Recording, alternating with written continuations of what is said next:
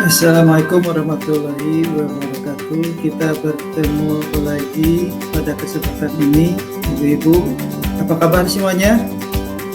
Waalaikumsalam warahmatullahi wabarakatuh. Masih semangat, Ibu-ibu? Alhamdulillah Pak Yano masih semangat. Masih. Bagus ya. Oke, pada hari ini insya Allah kita akan melanjutkan materi yang kemarin, masih berlanjut. Pada hari ini kita akan membahas tentang konsep tujuan pembelajaran. Hanya sebelum melanjutkan materi, kita berdoa dulu ya, supaya kegiatan ini bisa berjalan dengan lancar. Berdoa sesuai dengan keyakinan kita masing-masing, mulai. Oke, cukup. Terima kasih. Ya, moga-moga diberikan kelancaran. Oke, sebelum ke materi konsep tujuan pembelajaran, saya ingin menanyakan dulu yang kemarin, materi kemarin ini masih berkaitan dengan konsep pembelajaran. Ada yang tahu sebelum konsep pembelajaran apa yang kita bahas kemarin? Ya Pak. Oke, Bu Dewi, mangga, silakan. Ya, jadi sebelum kita membuat tujuan konsep pembelajaran, kita harus mengetahui terlebih dahulu capaian pembelajaran, itu Pak. Oke, bagaimana, ada pendapat yang lain? Betul? Pendapat Bu Dewi? Setuju Pak. Betul Pak. Oke. Ya, benar, memang betul. Jadi sebelum kita membuat tujuan pembelajaran, kita harus melihat dulu, bahkan menganalisis capaian pembelajaran. Itu bahkan kita baru masuk ke alur penyusunan tujuan pembelajaran. Kenapa? Karena tujuan pembelajaran ini bisa dibuat mengacu kepada capaian pembelajaran. Oke, untuk lebih jelasnya kita lihat slide dari, saya mohon izin untuk menampilkan slide-nya ya, tentang konsep pembelajaran.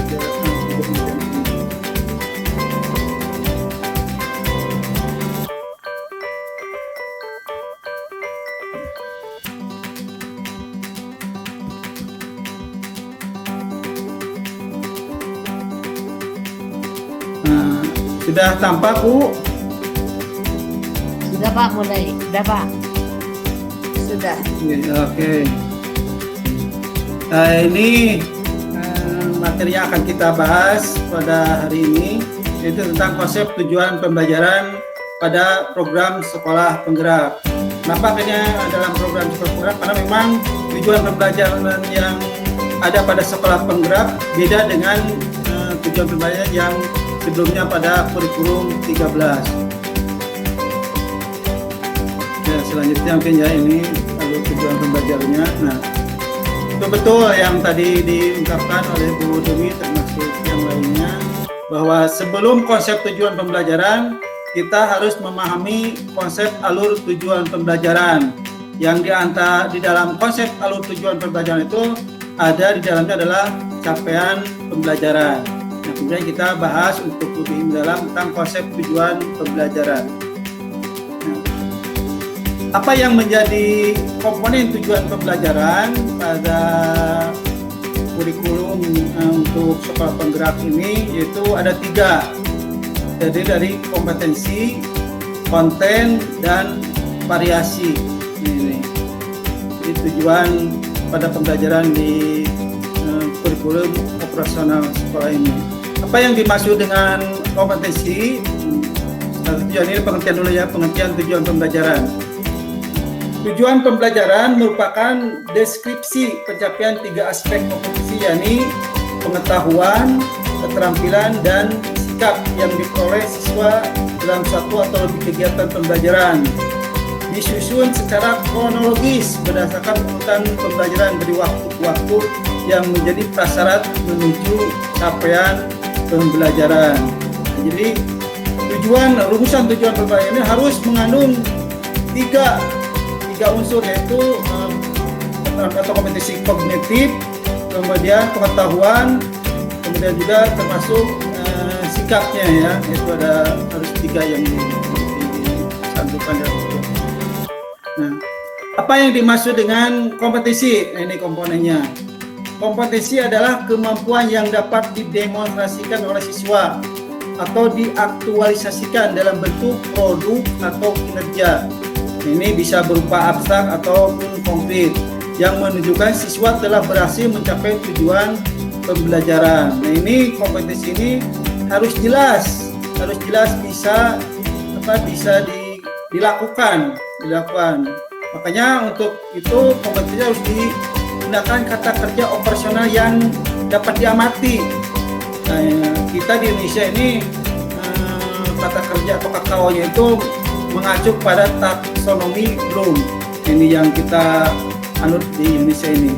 Nah, contoh ya kompetisi. Peserta didik dapat menyajikan solusi untuk menangani perubahan kondisi alam di permukaan bumi akibat faktor manusia. Coba dari contoh tujuan pembelajaran ini, mana yang termasuk kompetisi? Saya, Pak. Oke, silakan Bu Esi. Ya, menyajikan, Pak. Oh ya, tuh. Nah ini mungkin ya sudah ditebalin. Ini bahwa yang menjadi kompetisi adalah menyajikan. Jadi kemampuan yang harus dikuasai anak adalah menyajikan. Apa yang bisa disajikannya itu yaitu tentang perubahan kondisi alam di permukaan bumi. Oke, kita lanjut. Nah, yang kedua, tujuan pembelajaran itu memiliki komponen konten. Apa konten? Nah, konten adalah ilmu pengetahuan inti atau konsep utama yang diperoleh siswa melalui pemahaman selama proses pembelajaran di akhir satu unit pembelajaran. Apa ilmu pengetahuan inti atau konsep utama yang perlu dipahami di akhir unit pembelajaran ini? Nah, ini berupa materi ya. Kalau kita pahami yang kemarin adalah materinya. Materinya apa dalam proses pembelajaran atau yang harus dikuasai oleh peserta didik ini?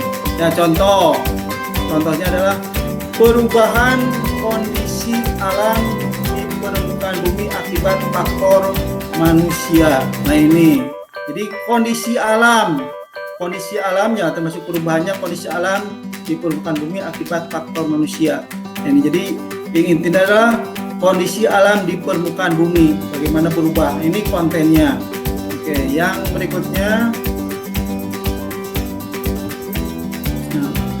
Tujuan pembelajaran harus mengandung variasi.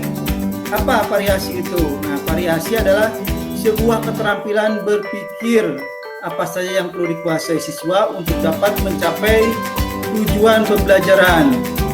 Nah, penggunaan keterampilan berpikir kreatif, kritis, dan yang tingkat tinggi seperti mengevaluasi, menganalisis, memprediksi, menciptakan, dan lain sebagainya.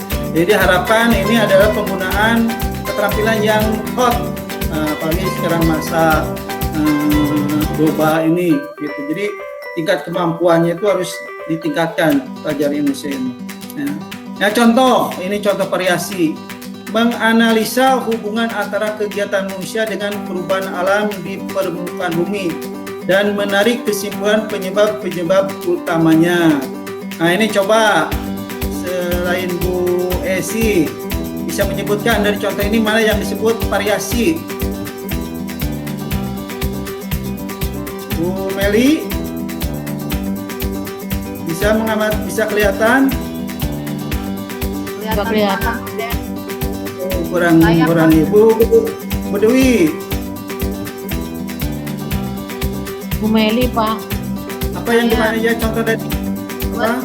Kesimpulan, Ya. Pak. Kesimpulan ya bisa masuk itu. Jadi menarik kesimpulan. Nah, itu bisa variasi ya. Berbagai cara ini bisa dimasukkan variasi dalam proses pembelajaran.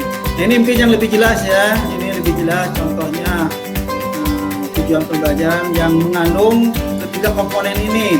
Nah, contohnya ini menjelaskan hukum Newton dengan menggunakan kata-kata sendiri dan menceritakan fenomena dalam keseharian yang menggambarkan hukum Newton.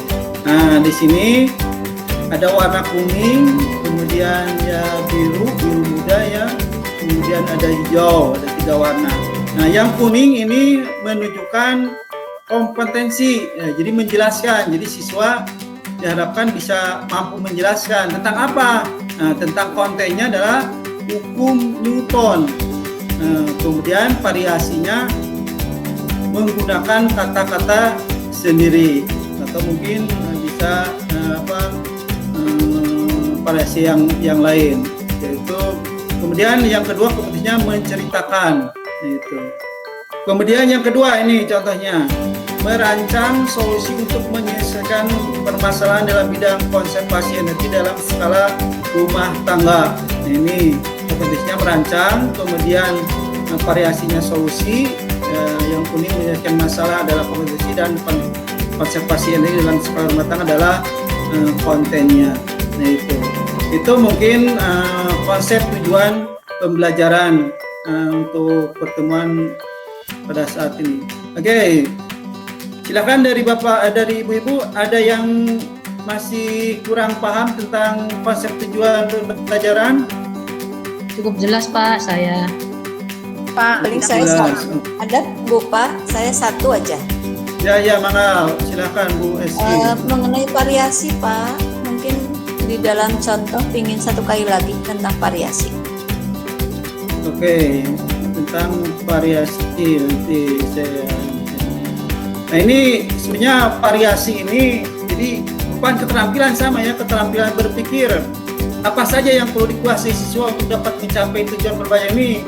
Jadi untuk mencapai tujuan pembelajaran, nah ini keterampilan apa yang bisa dilakukan oleh anak melalui proses pembelajaran ini.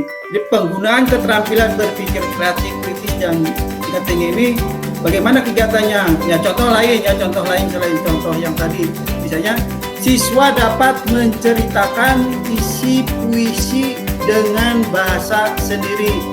Nah, jadi dari tujuan ini yang menjadi variasi adalah dengan bahasa sendiri, ini termasuk pada variasi. Nah, itu contoh yang lain ya dari itu mungkin Bu Esti. Ya, jelas, cukup. Oke, terima kasih.